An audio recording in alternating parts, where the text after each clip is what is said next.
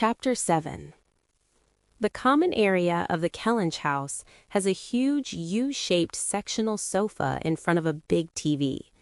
Our camps are built around group activities, so a viewing room to watch training footage and, of course, movie night for the campers was a must, at least according to Dad. Braden and I slide into the last empty seats at the end of one of the couches, and it feels like everyone is looking at us, which maybe they are. Maybe Freddie and Riley came back in here and told everyone what they walked in on, or what it looked like they walked in on. Katya and Jillian are whispering to each other and glancing over at us. Why do I even care? Braden seems totally unaffected by it, sitting back on the couch. I try to do the same, but my eyes keep flickering from him to Freddie, who was chatting with Ben, completely unaware of my discomfort, obviously. If neither of them is bothered, I shouldn't be either, right? But then Maria leans over, and Katya and Jillian are giggling, and yeah, they definitely know. The best distraction is when the opening credits start to flash on the screen. Dramatic music plays over black and white footage of Dad and Mom, and then finally Elisa skating, and a quick flash to Maria and me, both with our partners gliding along the ice, and then a black screen where the words Kellinch, the first family of figure skating, flash in graphic letters that look like they were made of ice shavings. The show is pretty standard to start. It gives an overview of our family history, Mom and Dad's success, their marriage, the arrival of the three of us, and then Mom's death. The room around me becomes tense for a moment, but thankfully the screen shifts to some training footage almost immediately. A lot of it is background stuff anyone could Google about Kellinch and how the NFSC has struggled to put out gold medal winning performances at Worlds and the Olympics in recent history. Then an interview with Elisa, where they ask her about her own lack of international success, especially compared to our parents.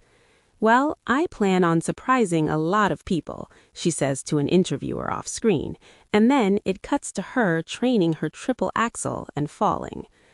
Oh, she is not gonna like that. The rest of the room seems to agree with my thoughts.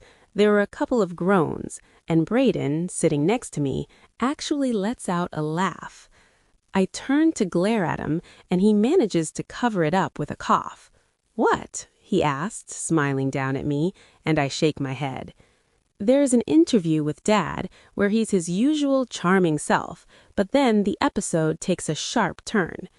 "What do you say to the people who believe that Kellinch isn't what it once was?" an interviewer asks. Dad scoffs at the question. "It is still the finest rink in the country, and we've housed more champions in the last 20 years than some nations have ever produced." "None in the last 5 years, aside from the junior titles your middle daughter Adriana and her ice dance partner Braden Elliott's have brought in. Beyond that, we'll see what happens in Beijing, shall we?" Dad says, downplaying our ice dancing wins, as usual. I can feel every eye in the room turn to me, but I keep my gaze trained on the screen and swallow down the lump in my throat as the footage shifts again. Elisa is in the foreground of the shot working on some choreography, but the camera slides over her shoulder, her image out of focus as it clearly narrows in on Braden and me all the way across the ice. I'm in his arms, legs wrapped around his waist, while his hands support me in the center of my back. I'm leaning out, arms stretched back over my head. Camille's off to the side, coaching us through how we'll disentangle ourselves from the move and continue to skate. I remember that day clearly. I fell. A lot. This isn't one of those moments, though. This was when we finally nailed it.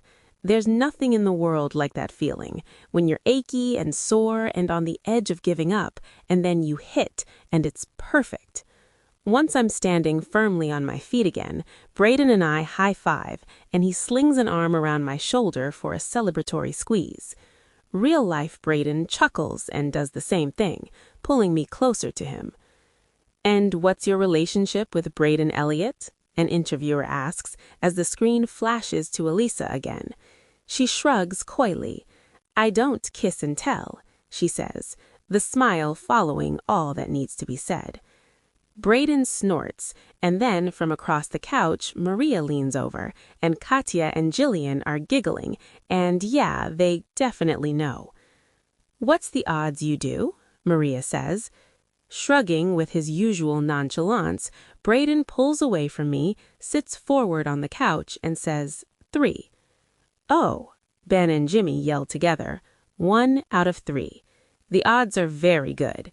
We're about to get details of something I've never, ever wanted to know.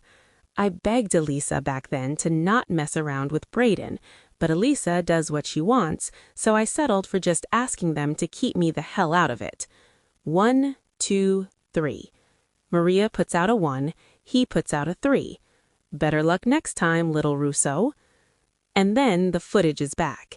It's Brayden and I working through some choreography, our bodies pressed against each other, one of my legs sliding over his as he dips me low toward the ice. I swallow, and I can feel where this is going before the next question is even asked. And what's your relationship with your sister? They seem very close. Adriana? Elisa says, laughing at the implication. No, they're definitely just partners. He thinks of her like a little sister. Beside me, Brayden stiffens, his arm tensing against mine, and I'm guessing he might have said that to her at some point, but maybe it wasn't entirely true. My mind flicks back to just a few minutes ago. No, definitely not entirely true. Brayden and I are partners, and we're friends, but we're not siblings. The footage flickers back again.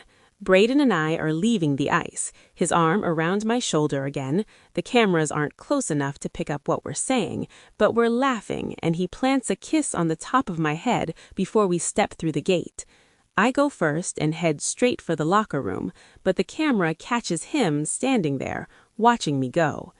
The show breaks for commercial, and silence reigns in the room, somehow suffocating even the obnoxious detergent ad blaring from the speakers.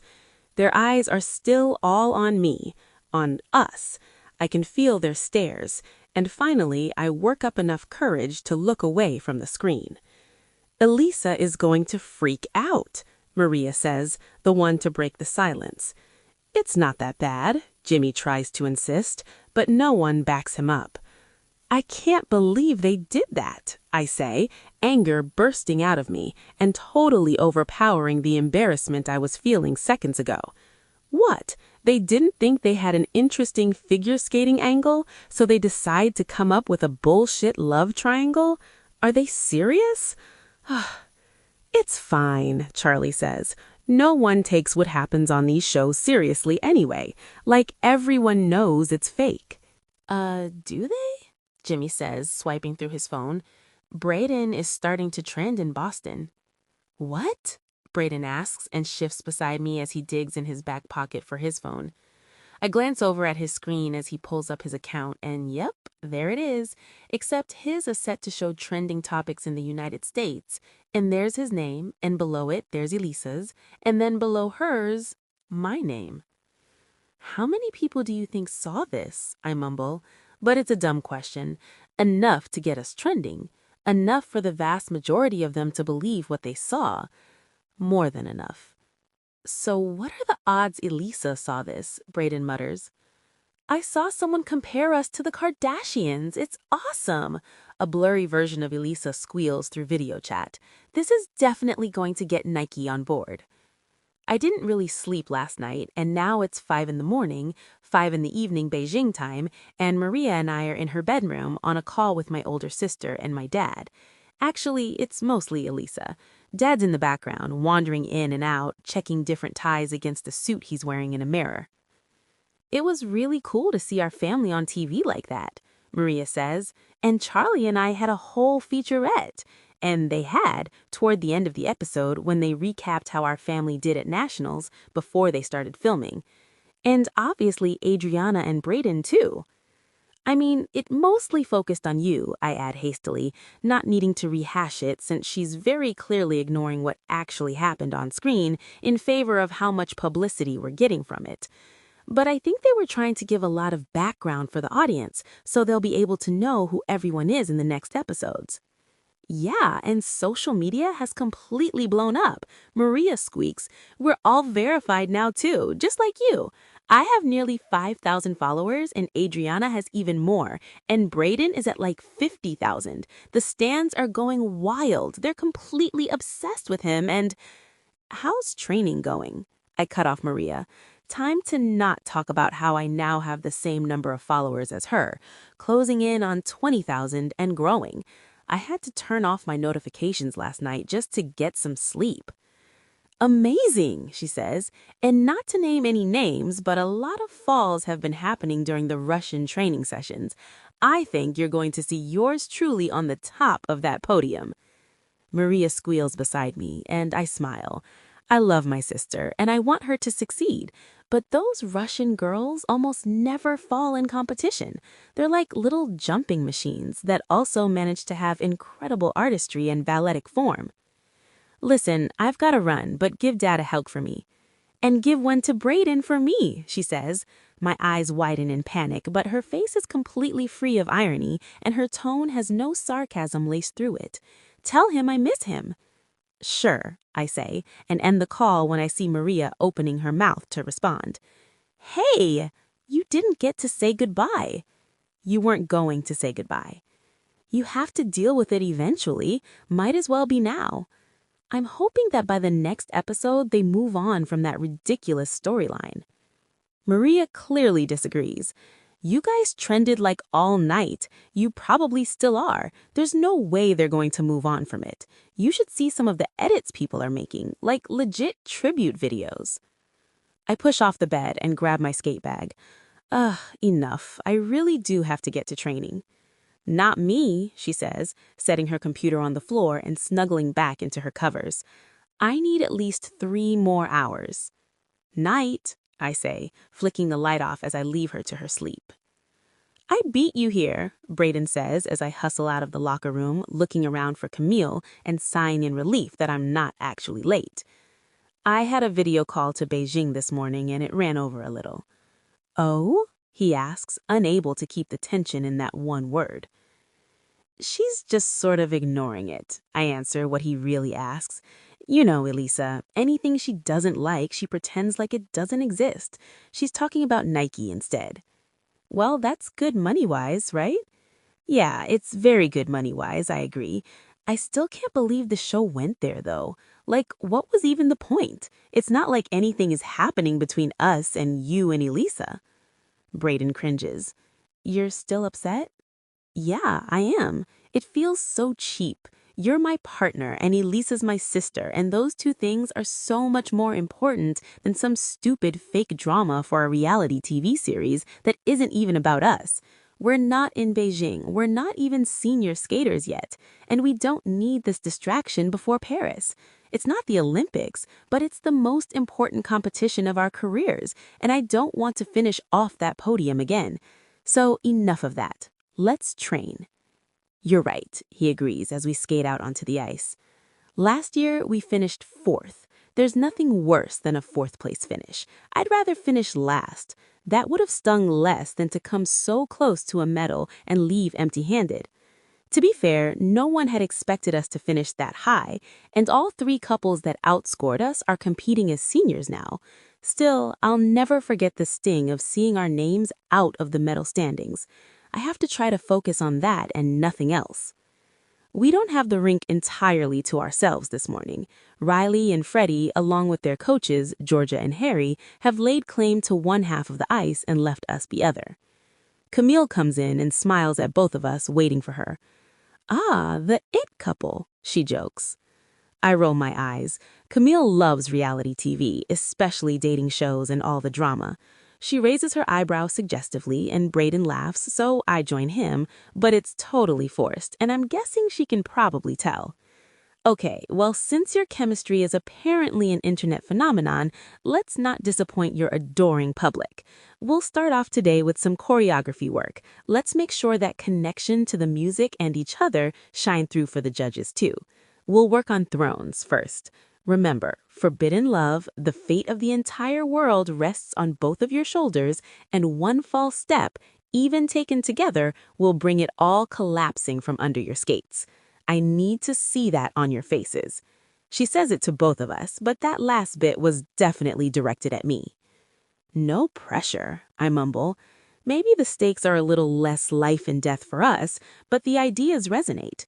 Maybe I can use that, feel that as we skate. Maybe that'll help. I reach out for Braden's hand and he takes it gently before I spin away from him and we get into our starting pose, back to back, both hands linked together. A cello that starts off the Game of Thrones melody our rhythm dance is set to sings out slowly in the brief Rains of Castamere section of the music.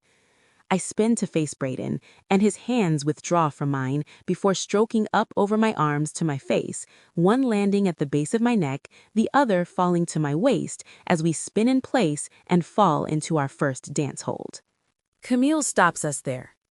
Okay, Braden, a little less I'd like to rip her clothes off, and a little more we're about to fight a war. Braden laughs. Camille doesn't mince words, and she's said stuff like that to us before. It's definitely a thing he does when he looks at me, enough for everyone watching that show last night to notice. And it's not like it's not nice to be looked at like that, but immediately my gaze flashes over to the other side of the rink. Did Freddie hear her? No, of course he didn't. He and Riley are working through a complicated lift sequence, one I haven't seen them do before in competition. It's really difficult, and it kind of looks like crap, but his attention is completely focused on her, obviously. I need to stop this. I'm never going to get through the next few weeks if I don't stop it right now. I'm a professional athlete. I'm one of the best figure skaters in the world. I can stop worrying about the boy I used to have a crush on to concentrate on the biggest competition of my life, right? Of course I can. I'm a Russo. That's what we do. We win. And then it occurs to me that I didn't get a correction for my expressions from Camille. It worked. Okay then. Let's do this, I say to Braden, and he grins as we move back to center ice to start all over again. From that moment on, training is business as usual, and we are on fire. Yes! Fire, ice, forbidden love, war, sex, tragedy. Camille yells from the other side of the boards as we skate through our free dance, and the music builds and builds before finally crashing to an end as Braden mock stabs me while we're in an embrace, and then lowers me to the ice to finish, with his forehead pressing against my neck. That's it! With every breath I take, his lips brush my pulse point. We hold for another moment before he rises and pulls me with him. I smile and laugh at the way we killed that run-through. Awesome, Braden says, his arm falling over my shoulder like he did last night in that video clip. I never really noticed before, but I guess it's something he does a lot now that I think about it. Camille's applauding as we skate off the ice, and so is the small crowd that had gathered without me noticing. Most of the team is here now, warming up for their own practice sessions. I can feel a flush burning in my cheeks at the attention. It's weird. I don't mind a huge crowd full of nameless faces, but considering what we all watched last night, this feels like their applause means something else entirely. Standing off the ice while Katya and Jillian skate onto it for the ladies' singles practice session, we take in some of Camille's corrections, because even when we nail a performance, there are always corrections. And that's it for morning practice. A sliver of panic brushes against my mind. Katya and Jillian are junior skaters, like me, but they came up through the ranks with Elisa. They're way closer to her than they are to me. What if they say something to her? I try to ignore them and focus on Camille instead. I'm being paranoid, and honestly, what are they going to say? Braden and Guy are training together, and it's going great. What are you up to tonight? Hot date? I ask Braden as we head toward the locker rooms. Nah, I think I'm just gonna chill. I blink at him, stunned. But it's Thursday. You always go out on Thursday. He shrugs. Not always. Besides, maybe it's time to cool it a bit with Worlds so close. Ah, Braden, Adriana, I'm glad I caught you. Charles Monroe calls, climbing down from a spot on the bleachers and cutting off my complete disbelief in Braden's ability to cool it. Hi, Mr. Monroe, I say, adjusting my bag. What's up? I wanted to let you know that I've been getting calls about you two this morning, mostly brands who'd like to partner up and have you feature them on social media a bit. Seriously? Braden asks, his eyes widening. Seriously, Mr. Monroe says. One of my social media kids at the agency set up a joint social media account for you two. Wow, that's something, I say, furrowing my eyebrows. There's actual interest? Like I said, nothing huge, a few ad requests, mostly product placements, but still, far more than most junior athletes would expect. I'll have the product sent over with what you're supposed to post written up. They requested that you're in the picture together. Apparently, your appearance in that show last night really made an impact. They love you two together. Sponsors love a marketable couple. Oh, we're not... Braden nods, though, cutting me off. Sure, sounds good. Thanks, Mr. Monroe. Mr. Monroe leaves us with a smile and heads toward Charlie and Maria, who are sitting on the bleachers surrounding the rink, waiting for their practice time in about an hour. I turn to Braden and send him a disbelieving smile, but he scoops me up and spins me around, and I let out a squeak that draws everyone else's attention. Do you believe this? He asks after setting me on my feet. I shake my head. It's crazy. They love us together. I mean, who wouldn't? We do make a good team. He stares at me for a second, and then a tick longer, long enough for it to feel a little uncomfortable. What? I ask. Glancing around, he takes my hand and pulls me toward a trainer's room just off the rink. When the door swings shut behind us, he turns to me and looks me dead in the eye. What if we were more than that? Oh. Oh. Is that what he wants? Like, for real? I mean, he's always flirted, but that's Braden being Braden. He can't actually mean... Braden, I say, starting there and trying to figure out what to say next, how to untangle the panic swirling in my mind. He must see the confusion playing across my face because he shakes his head. No, not for real. I mean, just, for social media. Play it up for the fans and the sponsors. We're great together, and you heard Charles. They want us as a couple, so that's what we give them. We could be the next big thing in U.S. figure skating, and the money that comes along with that is pretty good. He's right.